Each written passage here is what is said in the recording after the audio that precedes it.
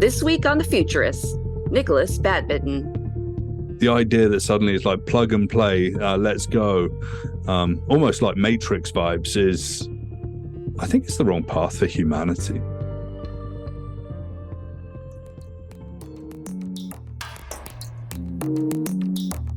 Welcome back to The Futurists. I'm your co-hostess with the mostest, Katie King, and in the hosting seat today is the one and only Brett King. Welcome back to Brett. Yeah, you're definitely the hostess with the mostest. So, right? Yeah, it's good to be back. I am struggling a bit today. So for the listeners, I'm glad I've got Katie with me today because I got a bit of the dreaded lurg or the man flu from all my travels. But this is great. You know, we've got a industry-leading futurist on the show today. So it's going to be lots of fun. Nick, welcome to the Futurists. Thank you so much. It's fantastic to be here, and we were in person a couple of weeks ago in Toronto as well. So twice in a couple of weeks. I feel blessed. Fortuitous, as what they would say, for right? Sure. So, and you're based in Toronto. Yeah, I'm a Brit. I've been in Canada since 2008. I used to be in Vancouver. Now I'm based in Toronto, which is one of the greatest cities in the world. Absolutely. Well, it's great to have you. They certainly have good Thai food. Yeah. Do you know what? Thai food in Toronto is killer. Caribbean food as well, Jamaican food especially, you know? Ah. Yeah, for sure. Yeah, it was so great meeting up with you in person. And we got our copy of your new book, Facing Our Futures. We got a signed copy right here by the one and only Nikolas Badminton. And I already started reading it, which is awesome. Yeah, and amazing. For those of you that don't know Nick, he is, of course, a well-known futurist in the space. He runs Futurist.com think tank and does a ton of speaking in the space, has best-selling books, as you just saw, in the space. So, Nick, we're very happy to have you on the show today. Yeah. It's super great. And, for the last sort of 12 or so years, being focused on this futures work has been really, really fun. And life gets interesting and more interesting on a monthly basis as the world sort of becomes more complicated and more difficult, and more people are trying to find answers about what comes next. Yeah. I saw in your bio, one of the coolest things that you've worked on recently was the Age of AI series. Yeah. Which, of course, had RDJ in it. Did you actually get to speak to him at all throughout that process, or you just advised? Yeah, I didn't chat to Robert Downey Jr., but I was working with a team up in Vancouver in Canada that was working with Team Downey, and they sort of approached me, and I walked into this big room that had 8 episodes and all these ideas, and it was very clear. And this was about four or so years ago, right, pre-pandemic, that there was a lot of work to be done in terms of understanding exactly what machine learning, artificial intelligence were, where the boundaries of that were. It's not really well defined. What stories could be interesting, what areas, what industries could be interesting as well. So I became that consultant and helped them and worked directly with the script writer. And knowing that Robert Downey Jr. was producing it and would be the voice at the end was actually pretty inspirational. They did a really good job. We really wanted to make a deeply human story-based series, and I think that's what's kind of missing today, because everyone's just gone like AI nuts, and they're sort of forgetting that it's the human stories and what things like technology, artificial intelligence, whatever, actually provides us as tools for the betterment of humanity is the important story here, and not necessarily like the whiz bang pop of how many users, how many minutes, how much money, and whatever, whether it's savings or profits and that kind of thing. So yeah, I still think it as a series, it stands up like to this day as being something incredibly important to pay attention to, and lots of amazing people are actually featured in it. They didn't interview me, but I was sort of behind the scenes, which was a shame. But I was sort of behind the scenes, just really helping shape the direction of that series. So that was a fantastic experience. Well, we're thinking of putting together a show based on the work that we've done on this podcast, right? And maybe a conference series or something like that. So we'll definitely get you on that for sure. Yeah, well, I saw that the foreword of your book was written by the very lovely futurist, Glenn Heemstra, one of my favorite old school futurists. And, I considered him a bit of a mentor to me as well. Shout out to Glenn. Yeah, shout out to Glenn. But what inspired you to become a futurist? Was there someone who was your mentor? When did you get started? It's kind of interesting, and I talk about this in my keynotes. So at the age of 8, we're part of a book club at school, and you sort of, it was like 1979 or so, and I was kind of into tech and whatever, and there was all these amazing programs in the UK like Tomorrow's World and whatever that were sort of like really turned people onto future technologies. But as part of the book club, my dad bought me this. This is the Usborne Book of the Future. And I actually went out and got this copy. This is 44 years old, this book. Wow. Yeah. So at the age of 8, I was reading books about, obviously there's like space travel, living on the moon, living on Mars, living under the ocean, wearable computing, robots at home. It's got the Hyperloop in it, all sorts of things. And I kind of think that was like that sort of moment when I really got switched on to futures. And it's not that I was a futurist from the age of 8, but I was seeking out these stories about how the world would change. And I was constantly scanning for signals. I wasn't calling it that back then. But I was basically there, like with a wide open mind, watch a ton of sci-fi, see a lot of technology developments. I was programming computers by about the age of 10 or 11. And I sort of dedicated my life into like really looking at technologies and reshaping the world through that. When I went to university around about the age of 20, I actually did a course called Applied Psychology and Computing. It was a Bachelor of Science. And I specialized in artificial intelligence and linguistics and organizational change. So that was mid-90s. So from the late 70s to the mid 90s, sort of that sort of shaping. And then throughout my career, I spent most of it in data and analytics, and there's a bit of machine learning or whatever in there as well. And then back in 2010, 2011, a great friend of mine, Karis O'Connell, who I'm going to see next week in California, moved to Vancouver from Berlin, and I'd not seen him since we were 14, and we were already amazing friends, and we'd sort of reconnected through the magic of Facebook. And we started putting on small events and then conferences, and then started doing amazing things. Kara started developing companies that specialized in augmented reality. I started doing radio and TV. I quit all my work and was just focused 100% on doing the futures work. And it's because someone called me a futurist. And at that point, it kind of seemed like I'd sort of graduated in a way in sort of the mindsets of people that, I could talk about this, I could get into it. And I think, I was very sort of young, raw, ready. I was kind of experimenting with transhumanism and psychedelics and all sorts of crazy stuff back then. And Katie, this is when you and I connected way back in the day. And we I started doing a podcast, and you were in the first season, and we spoke about sex robots and gynoids. It's really edgy.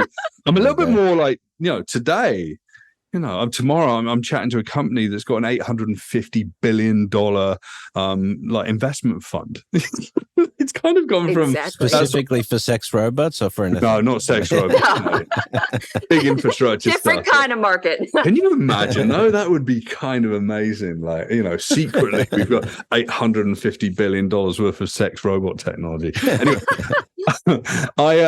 so over the years, it's kind of gone from like funky, weird, like counterculture stuff to, funky, weird counterculture stuff under the surface of, buttoned up Nick, advising big governments, big companies and whatever, still maintaining that playful challenge to, what people think, the future might be, to open their minds to the possibilities and all of the things that we don't talk about in terms of how difficult it is to travel from here to like 10, 15, 20 years into the future, right? Yeah. No, I mean, that process of, I think futurists like us, you know, we're always keen to get to the future. You know, that's something we all share. We're in a hurry to get to the future. But you know, as a futurist, how have you, you know, like after you were called a futurist and you know, as you were getting into this, obviously it sort of happened in terms of just you thinking about how the world's going to adapt and then starting to apply some methodology to it. So when did you sort of start looking at how to, you know, do your own forecasting and, you know, looking at these futures? Was it just about you absorbing as much information as possible and sort of figuring out your way through it, or was there a more formal methodology? Yeah, it was, it was scanning signals, storing signals, constantly discussing. I actually had a really amazing group of friends in Vancouver that I ran events with and whatever, but we'd get together and we'd talk about all of this. I started something called Canada Futurists, and I had Vancouver Futurists, and we used to do like monthly meetups. And, you do different subjects and just get all these different perspectives. So kind of comes from community, and I think that's still a really important part of the whole futures work. There was an amazing community on Twitter. There kind of is on LinkedIn. I've built one on Discord for a group of people as well, but I still think that community is really important. But it was just gaining pace and talking about it and kind of being obsessed about all of these things over time. And at the beginning of my book, I sort of talk about this moment I had in Vancouver a few years ago, and I was like basically jobless. 100% focused on this future stuff, trying to work it out, doing a very small projects here and there, and trying to really, work out what comes next. And I remember looking up, and I was at this intersection in downtown Vancouver on Granville and Georgia, really famous intersection, been in tons of Hollywood movies. And you looked up, and you just suddenly start seeing the world completely differently. You can sort of feel the heartbeat of all like the technological systems and infrastructure and people and their own lives and whatever. I sort of like said it was like akin to like the Matrix and Neo seeing the falling code for the first time. And I think that awareness is difficult to unsee it. Once you start walking around in the world and you start looking at what is happening, and you can really start to see the cracks in the system and the light that shines through them, I think that's where we as futurists really start to play an incredibly important part in life, because we start to see where the unknowns are being answered and where we're likely to go. Well said. You're right. It is, once you see, you cannot unsee. That's right. What is your thought about the current state of futures thinking today? I mean, do you think it's more prevalent? Are more people catching on to scanning the future, becoming, the next generation of futurists? Do you know what? It's really, really cool right now. I mean, there's tons of universities that are offering courses, whereas even like 10 or so years ago, Stellenbosch or Houston or whatever, even places like OCAD in Toronto were starting, but now it's really gained a pace. I think the word futurist and futurism is kind of come into the psyche of so many people in technology world or business world or whatever. Tons of people are willing to call themselves futurists. And I think that's absolutely amazing. The more, the better. And so I kind of think that we're in this world where there's amazing academic work. There's really cool corporate foresight work. There's like the counterculture of foresight, which has kind of been around, but is now becoming more and more relevant. And there's this sort of co-opting of futurist terms and foresight terms by, the technophiles, the people that are trying to build a solution that is absolutely the future of your world sort of thing, So I think we've got this sort of mix of, there's a struggle, I think, in the futurist community. I think academics could sometimes look at someone maybe like me and be like, oh, yeah, but, it's all a bit too flashy, and you're not talking about deep theory, at the board level. And it's like, you know what? I'm never going to put a picture of the futures cone on a slide ever again and try and put it in front of a CEO or an executive. Here's 7 different flavors of futures. And it's like, come on. So I'm kind of all about cutting to the chase and sort of getting into the futures work, even teaching them that the plurality of futures, there's multiple futures. This is about, possibility. This is about thinking about hope as an energy for changing the world. This is about, being open to completely new perspectives and questioning, what if my business doesn't exist in 35 years because the core parts of our business are going to no longer be relevant. This is the work we need to do. And from those perspectives, they're still really tough conversations, but they're more and more organizations are willing to ask, what if the world changes and what's our place going to be? Sure, they might be motivated by money or cost savings, and that's fine. Or, the betterment of community or humanity as per governments or academics. But, as long as we're sort of taking a step forward and challenging, the failing industrial complex that we've got around us, the constant collapse, then I think it's really important. It's interesting you identify the fact that more and more people are sort of borrowing from the futurist stuff, and to be good at the technology stuff. You have to be able to forecast some of this stuff because it moves so quickly now. You don't have the 10 or 15 years to adjust to technology cycles. It's now 3 or 5 years. Look what's about to happen with Vision Pro and Meta's smart glasses and stuff like that. But I've had this discussion with people like Mike Walsh, who we are yet to get on the show, but we will. And you know Mike, I'm sure. Yeah. And, Mike says there's too many people calling themselves futurists now, but you take a different approach to that, right? We try and claim back the terminology of futurists. That's why we are doing this show and sort of trying to raise the profile of the, the top future thinkers. But you also have a brand that's very identifiable with, futurism, being futurist.com. Yeah. So, you think that the more the merrier? I don't see why not. I mean, okay, put us three in a row, right? Brett, banking, bank 4.0, 5.0, future of banking very much. Katie, you're like the OG Miss Metaverse. Let's not screw around with all of this, right? But sort of really counterculture, really alternative thinking about a bunch of stuff. And I'm sort of like just myself. I mean, we talk about plurality of futures, and then someone says that we can't have we've got too many futurists. It doesn't make sense, right? Yeah, I agree. You know what? I want to build. I want everybody to think like a futurist, right? That's right. Then, everyone, because then we'll be able to actually get consensus on stuff that we really should be doing. Yeah, and there's a lot of authors out there like Scott Smith that you should get on the show and whatever. That, they're writing books to help people do this stuff. I want absolutely everyone to walk out in the world and suddenly, they are scanning, they are thinking of futures, they are asking what if questions. Whenever I leave the conferences, I leave them with a QR code and a URL to go to so they can start the work. Simple stuff like setting up Google alerts for signals in areas that you're interested in. This is simple stuff. This is just to be once a day, look at your Gmail, and then suddenly you're primed with a little bit more information, and you can maybe make a slightly better decision or change a strategy or whatever, right? And So curiosity is important, you think, to be a good futurist? Yeah, curiosity and hope. I think that they're two of the big things. Curiosity, a non-stop passion for learning, and that's what I've always had in my life. But the hope that what you're going to do is going to have a bearing on the world and how the world could possibly change. I just had a rather interesting discussion with my partner this morning about hope and futures and how difficult the world's going to be to live in over the next few decades.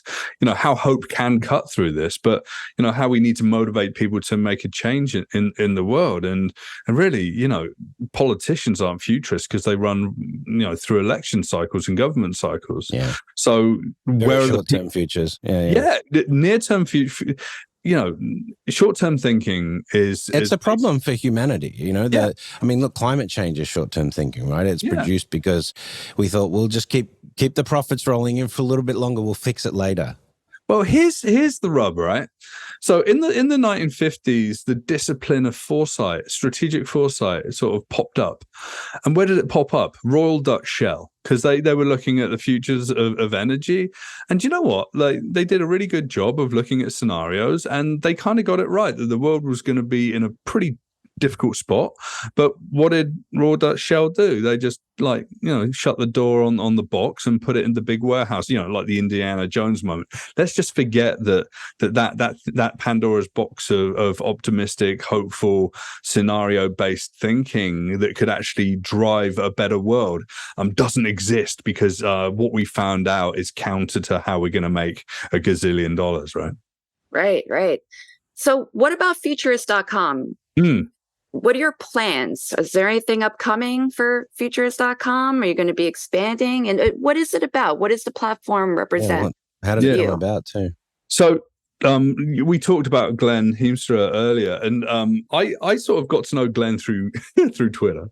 And a few years ago, someone was trying to sell Futurist.com.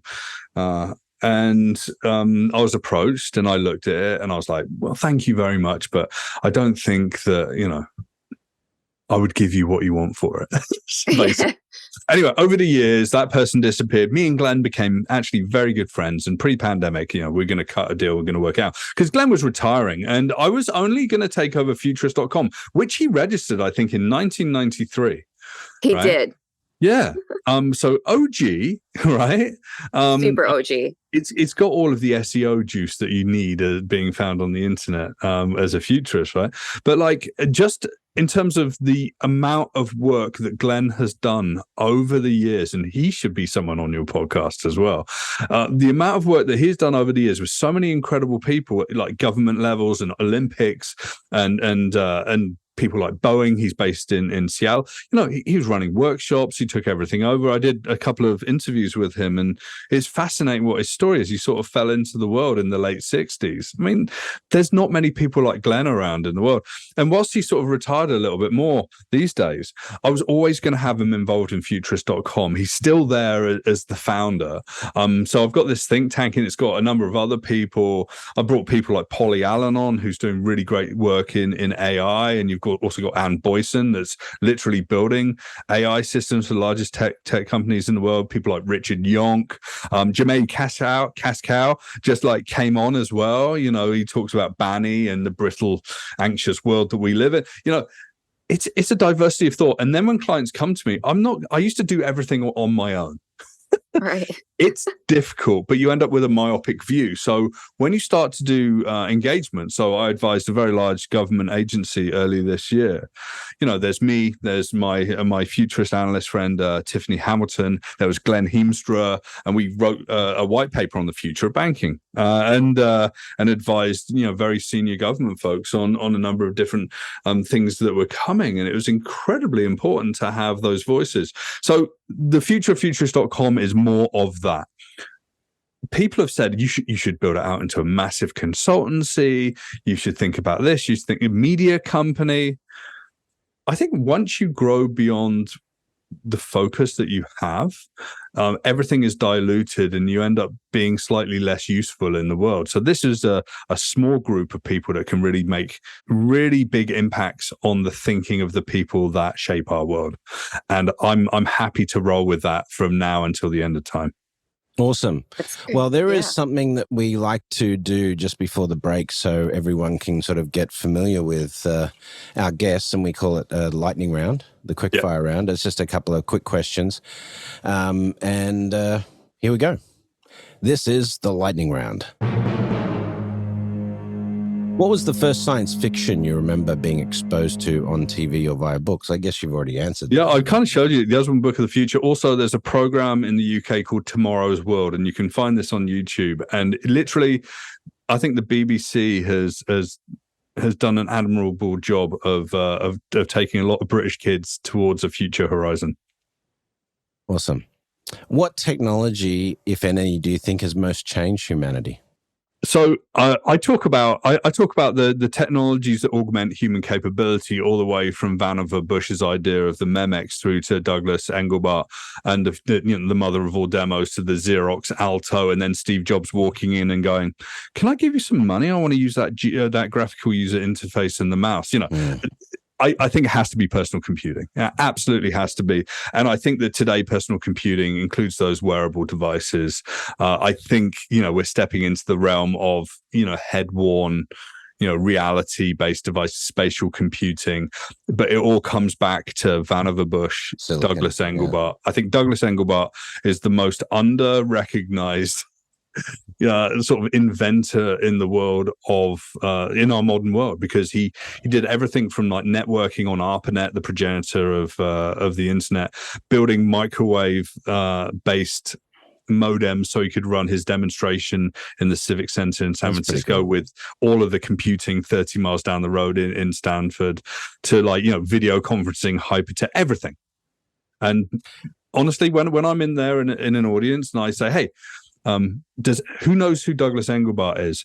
I've yet to find anyone in the crowd to put their hand up.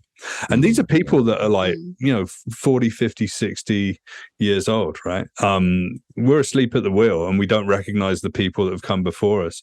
But then, my kid is my even kid. Carl Sagan, I mean, so much that he contributed, but is my kid going to even care who Steve Jobs is?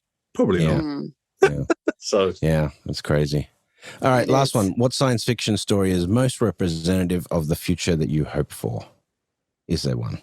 This is really interesting. So if you were to say what was your favorite science fiction book, it would be The Hitchhiker's Guide to the Galaxy. Mostly because, everyone expects me to say something more serious.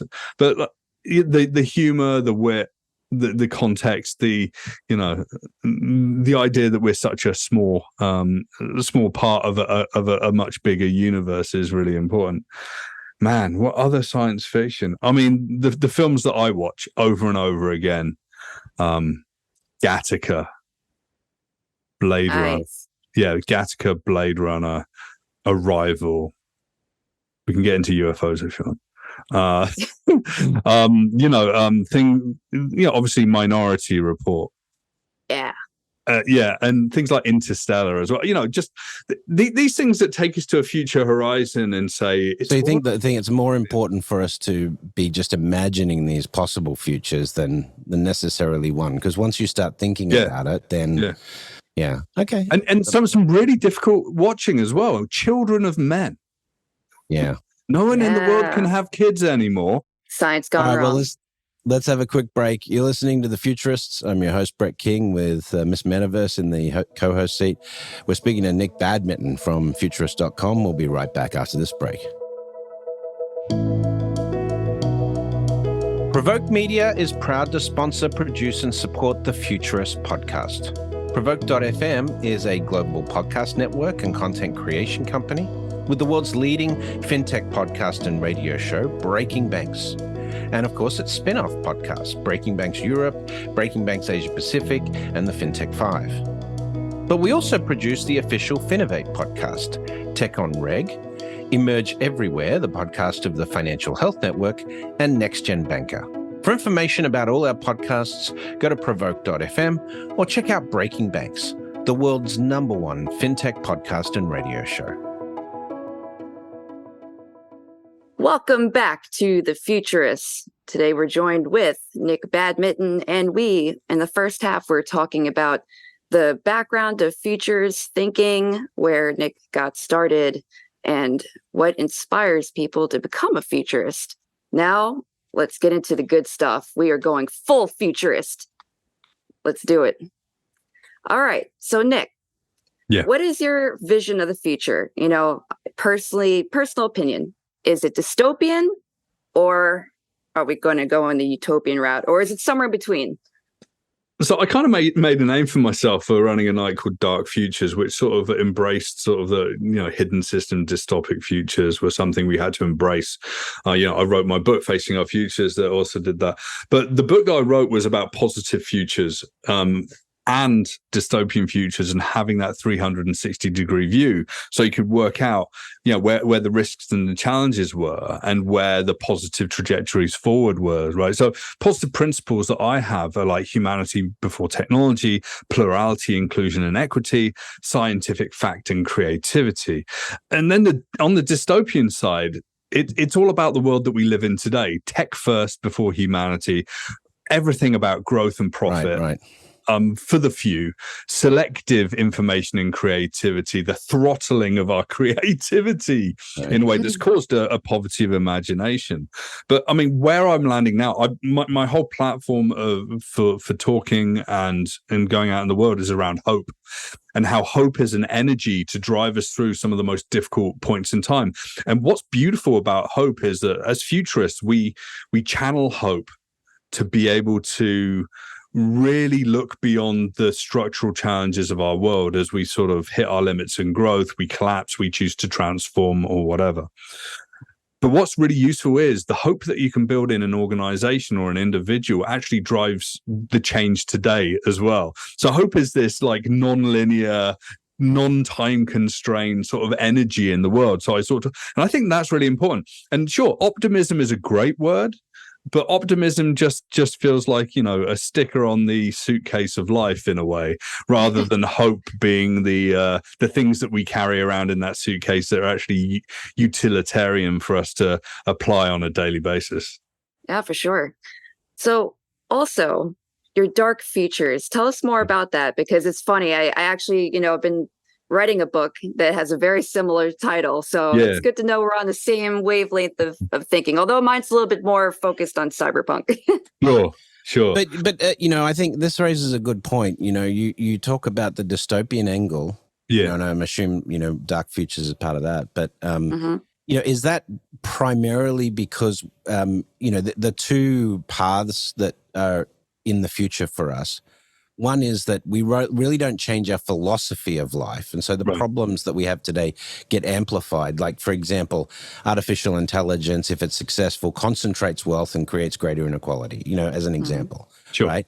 Versus, when you talk about these utopian or positive futures, the hope that you have, part of that, isn't that part of that hope that we finally learn that there are values that are more important than the markets and money, for example, Mm-hmm. Culture and memory are potent, right? The world has been created by war and taxes for thousands of years. So we are, how do we fundamentally change our culture, the culture of humanity, which started off with tribes and then grew to towns and cities, 13, 14,000 years ago, to industrial systems, to whatever, where you still got this undergrowth of that cultural and human existence that's really difficult to shift, and people needing to eat and keep the lights on is just as important as working out where we can breathe clean air, right? So it's all of these things in the foundation that we have to really get there. How do we disrupt this is probably the most difficult thing that we can do. I mean, our generation is just part of a solution across like the next 100 generations, right? And I kind of hope that in sort of 3,000-4,000 years, the world's going to be in a slightly better place, but it's tricky to see it today. And that's why people need us. Yeah. What is the farthest out timeline that you've envisioned? Is it 3,000-4,000 years, or even, longer, like, 10,000 years? Or take us on that journey. What do you think humanity is going to be like in 2050, 2100, and then? So it's kind of interesting, right? I mean, myself and Bronwyn Williams, who's down in South Africa at Flux Trends, who should also chat on the podcast. Absolutely fantastic individual. Or I'm not sure if you have chatted to her.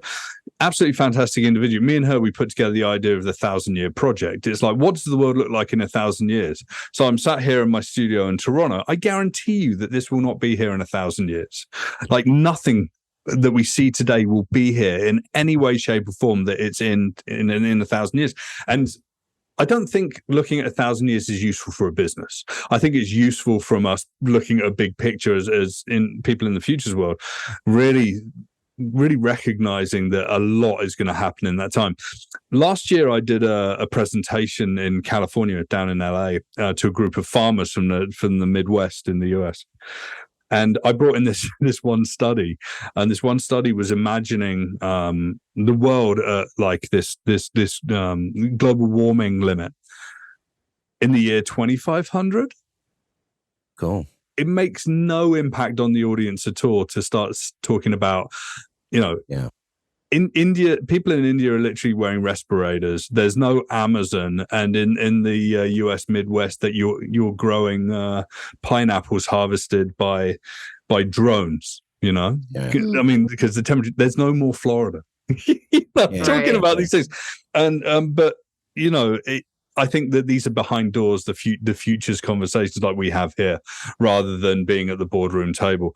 I mean, I generally start off at 2035 and I look out, but I do really ask people to look at 2050 as a minimum to really understand their place in the world. It's far enough away so that they don't realize that the world's going to kids are still going to have to deal with it. Well, we exactly. Mm-hmm. Yeah. So the generations, our families are still going to be there.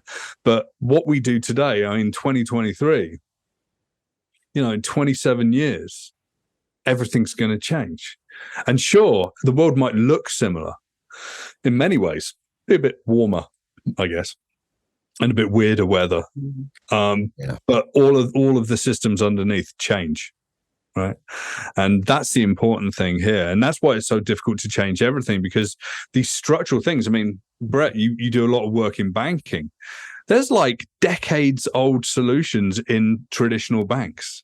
And it's like, okay, where's that data? Most of the major banks are running on 1960s mainframe right, exactly. systems. And I used to build very large analytical based infrastructure, and I worked at a bank in the UK, and it's like, okay, I see you got this data feed. That's going to be really important. It's got these variables and this history. It's like, how do we get that feed? Well, luckily, Jim hasn't retired yet. Let's go and see Jim. And you walk off. And true story, you find this guy that's the only guy that knows how to deal with this one mainframe-based system and how to program it and how to get data out of it. It's a chink in the armor of the overall, running of the bank, and they're trying to work out how to fix it. It's like if you look at airline, booking systems for airlines like Sabre and all these decades old. It's crazy. Swift is what, 48, 49 years old? Yeah. I mean, all of these things are there, and it's incredibly tricky. And why haven't they been fixed? Because they're ingrained. It's like ripping the nervous system out of a human and saying we're just going to, upgrade that and replace that. It's almost impossible to do it. In fact, you wouldn't really do that with a human. Well, it happens over long periods of time. But, right. We've seen the internet come in and disrupt various businesses that are too traditional in terms of their approach and so forth. I'm sure that'll continue to happen with AI as we have large-scale automation coming into place. But on that, where do you stand on the AI front in terms of, obviously you're fairly optimistic. Yeah. But, there is a potential for significant disruption of employment and so forth. I know when Rob and I are on the show often, Rob is, of the optimistic capitalist viewpoint that, well, we've always created new jobs that have been disrupted by tech like this. I'm less certain because, we've never had a technology that can disrupt every industry simultaneously, as we have with AI. But where do you sit on that spectrum in terms of the effect of AI, and what's it going to be like in 2035, say? I'm giving a keynote tomorrow, and it's about I've gone down the rabbit hole of AI, and I'm trying to work this out. I mean, the bottom line is anyone going to be flipping burgers in 2025 in a McDonald's? No, I doubt it. Right? Is anyone going to be driving a taxi? I doubt that as well. But there's I think that there's a finite amount of occupations that are algorithmic, do step 1, do step 2, do step 3, or whatever, even up to complex tasks like driving through cities or whatever. They will ultimately be replaced by this technology. But we got to remember that AI doesn't make anyone redundant. The executives and the management and the people that are shaping companies or changing their companies make people redundant. So we got to work out the opportunity of liberating people from the algorithmic work and what they can bring from a humanity perspective to the workplace, and what that will do to this new world where we've got an opportunity to optimize it to the nth degree and use technologies in fantastic ways. I'm not talking about UBI and we're not going to work ever or anything like that, but it's like, what are we going to do? I'll be honest, like things like construction, whatever we want. Yeah, well, but construction sites, is it going to be like, 200 drones complete a building in 5 days? No, of course it's not. Everything's still going to be deeply human, except for the flipping burgers and driving taxis. But at the same time, someone's, I say this to people. We'll be on the path to those drones that can construct buildings, right? I chatted to a lot of companies in the industrial cleaning space a couple of weeks ago, and I spoke about robotics. And it's like, okay, like, that robot is cleaning that bathroom. Who's cleaning the robot? Yeah. And who's controlling this, and who's training it, and who's refilling it, and who's chatting to the people that are now we're serving the robots. It all shifts. It all shifts Exactly. and changes. It all shifts and changes, right? We've kind of got this sort of like this limited blinkered vision of possibility, which is like new tech replaces this. That's not good. Let's create a bill. Let's create a bill or have some regulations and whatever. And it's like, what about creating a platform of opportunity to use that technology to be even more than we are? I mean, AI, probably the biggest thing that the artificially intelligent systems, machine learning based systems, will be healthcare and drug discovery, and then quantum computing as well. Healthcare is such a huge issue, man. We did the estimates for this in technosocialism, in the rise of technosocialism, and we looked at we think you could get a 70% decrease in GDP level of investment in healthcare with AI over the next 2 to 3 generations, right? I mean, 2 to 3 decades. Just incredible progress, not to mention longevity and eliminating diseases from the genome with gene therapy. There's so many opportunities in healthcare. Yeah. We live in a world of an infinite onion, though, right? So we peel off the layers and we keep finding more layers, and that we never hit the center. But what happens when you start peeling off the layers? You learn more things that enable more industries to be created, so you can learn more things.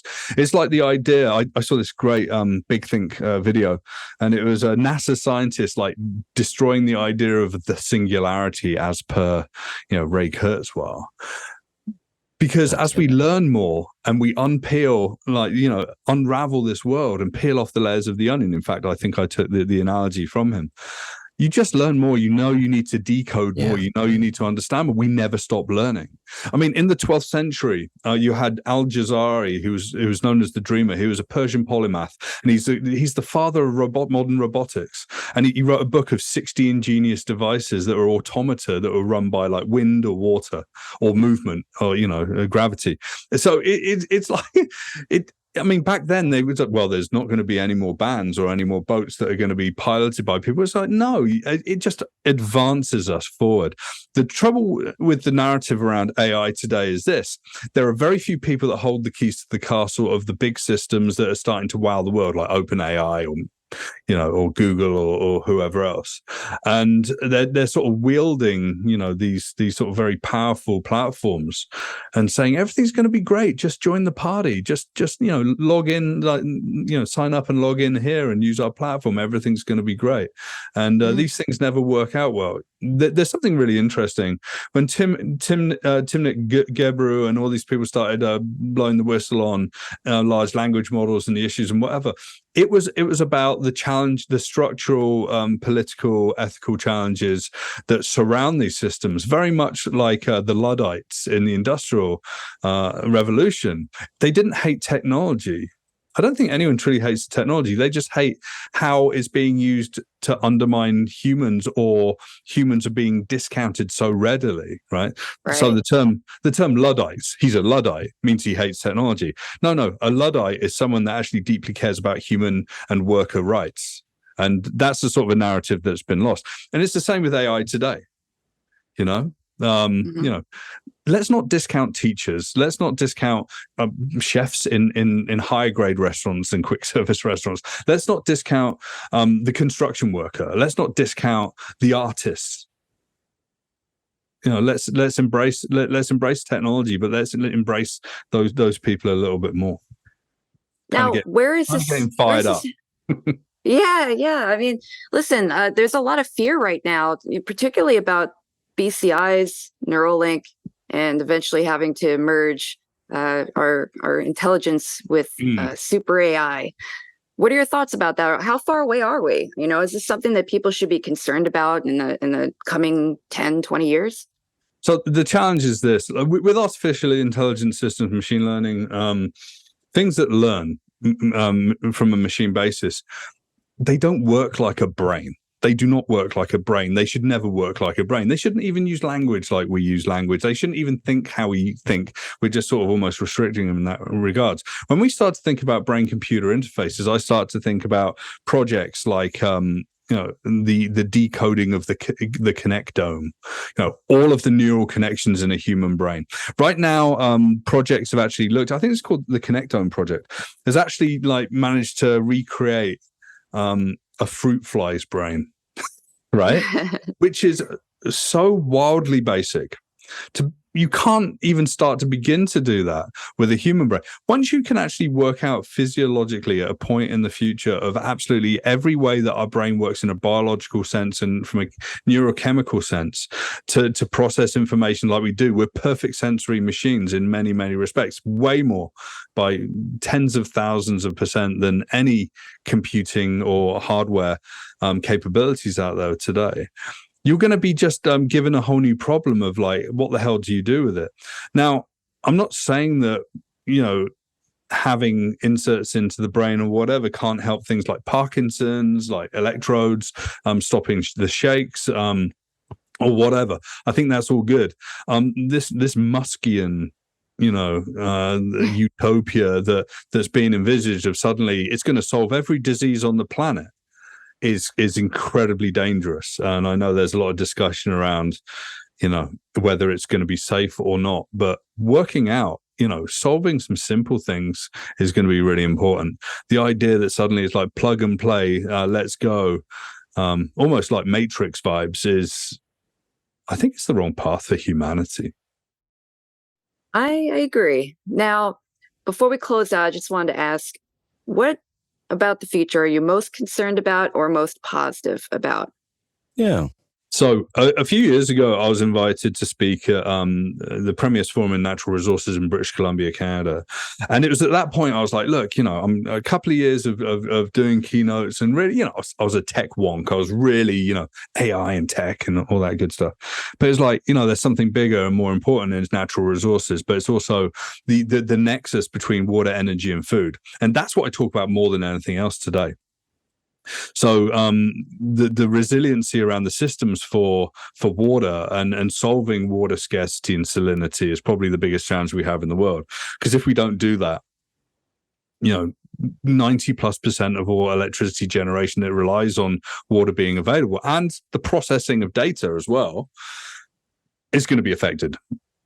And then the food that we grow is going to be affected by over a third of all food that we grow. I'm talking about vegetables, fruits, and legumes, isn't going to be grown. And in the next sort of 30 years, we're going to need to grow 60% more food. So I think that there's a challenge there. I think there's a huge opportunity there for new technologies to help us preserve water, grow food, and generate electricity in an abundant way. And go figure. People are starting to realize it's based partly on technology, but partly on what nature's given us in terms of, the wind, the sun, the run of water, the geothermal we've got, and some people talk about nuclear. We all need to stop talking about fossil fuels, especially coal. And, I'm kind of excited by people that operate in the revolution of those water, energy, food systems. It's more sustainable living, right? It's more working in concert, working in partnership with the planet and respecting the systems that are fragile, on the planet, right? Yeah, it's sustainability, but it's resilience as well. Resilience, right. I work with the United Nations to create a program called Resilience Frontiers. And it's like pathways from now to our futures, because you know what? We're not going to cool the planet. We're not going to fix the problems. We just have to survive what we've got. And we're going to have more streamlined and sophisticated solutions to basically realize a world that's livable over the next few years, because we've had an abundance of access to natural resources, and we haven't really cared about what comes next. And now we have to care very much about what comes next. And hopefully at some point there's a reparation of the world that we can start working on a little bit more seriously. That would be great. Fair enough. All right. So what do you think, if you assuming that you can get onto some of this advanced healthcare, and you live to 2050, what do you think you'll be doing in 2050? Can you imagine if I was alive in 2050? I know. I might be alive in 2050. It's possible. 27 years. I'll be 77. It's possible. Can you imagine? Diamandi said, for every after 2020, after 2036. And this is what Aubrey de Grey says, is that for every year we add to the science of longevity, we'll add a year to our lifespan. So from that point forward. I think we need to have another episode where we talk about longevity and these folks. Yeah. We do. I have opinions. The whole longevity thing kind of makes me chuckle. So, but hey, everyone should rock out and everyone should believe. Do I want to live to be 120? Sounds awful. Why don't we? At least I'd like the option. I've got a contrarian point of view. You've seen Logan's Run, yeah? Yeah. Of course. At the age of 30, we all just leave this mortal coil, right? Matthew. But we do have a problem. That's pretty grim. Population growth, falling off a cliff right now. So I don't know if we'll have that same concerns about that. I think there may be concerns about how we get back to sustainable, levels of population growth that keep us as a species growing. Yeah. Otherwise, we just might lose interest over time. It's challenging. Even after this conversation, we've covered ground here, and it's like we've got a big. There's big challenges that we think about. Lots of questions to be answered. And if you're not thinking about this all the time, every day, then, we're going to miss stuff and we're going to run headlong into issues that we could have maybe solved. Ergo, like the ethics problem of AI, the problem of climate change, and energy utilization, like the problem of access to food and food security. We know all of these are going to be problems in the future. Right. And yet we're just, we'll have to worry about that when we get there. But that unfortunately means, we add a couple of zeros to the number of, millions of people that get affected by these problems, right? Yeah. We live in a positive note to finish the show on. we live in a funky world, and I love every single part of it. There's a lot of struggle. There's a lot of discussion. We should be smart enough to see our way out of it. But I think younger generations and people like us, we're here to basically be the fly in the ointment of the people that want to control the planet, and we're like the people that want to empower communities to stand up and rise up and say, hey, we need some change.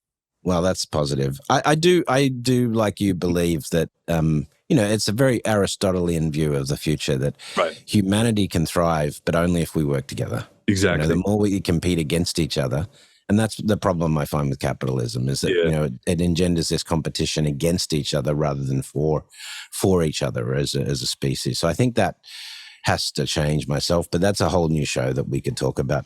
Nick, how do people find out more about what you're doing, about your book, and generally get in touch with you or follow your musings? Yeah, so you can just type in Nikolas Badminton to the internet and you'll basically find me. I mean, I'm at futurist.com. I'm at nikolasbadminton.com. I'm pretty active on LinkedIn. I like to challenge a lot of thinking and get some discussions going there. That's a lot of fun. So start off in those places. Reach out to me. I'm always into having a conversation about what comes next and what's really important. Awesome. Katie, any final comments? We're going to have to do another show, 100%. I'm looking forward to it. Cool. Yeah, let's see if we can get Glenn on as well. We could do maybe a show with you and Glenn.